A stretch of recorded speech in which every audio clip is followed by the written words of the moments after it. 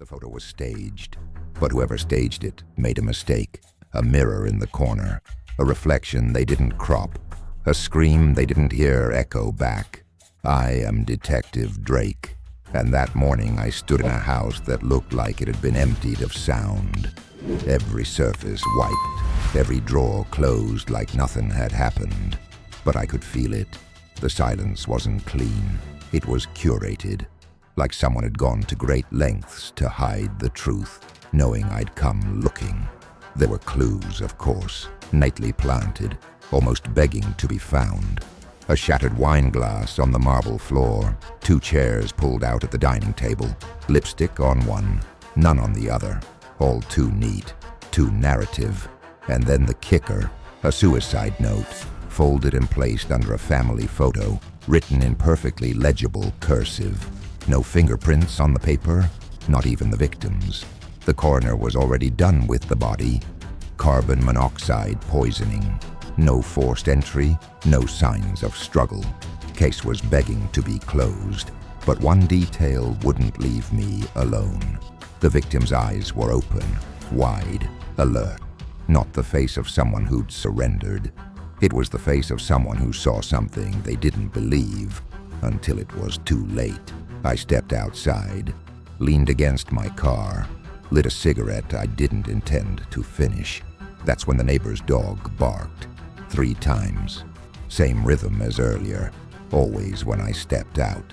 The kind of detail that doesn't mean anything until it does. Inside again, I started peeling back the layers. The supposed timeline said she died around 9 p.m., but in her inbox, an email time-stamped 10:17 p.m. with one word in the subject line. No. The body was cold when they found it at 7 a.m., but her phone had been unlocked at 2:13 a.m. No fingerprints on that either. Just a smear, like someone had been wearing gloves but got careless. I reviewed the security footage from the neighbor's front porch cam. Nothing from the front door, but the side gate. Someone slipped through at 8:55 p.m., black hoodie, walking like they'd been there before, like they knew which boards creaked and which ones didn't. I ran the reflection from the staged photo through image analysis. The mirror caught part of a forearm, faint tattoo, barbed wire wrapped around a rose. That's not the kind of thing you forget. I'd seen it before, on a man who'd staged 3 other suicides across state lines. We'd never been able to tie him to them, until now. I found him 3 towns over. He was already working his next canvas, a widow with a trust fund and a heart condition. I watched him from across the cafe. He stirred his coffee 3 times clockwise, then once counter. Same tell as before.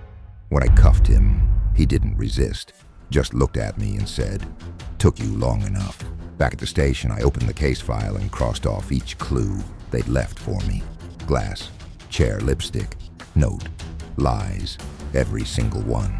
But that last one, the reflection, they couldn't fake that. It screamed the truth. There's always something real buried under the noise. You just have to be willing to look past what you're meant to find. Because in my line of work, the obvious is rarely the answer, and sometimes the quietest clue is the loudest scream.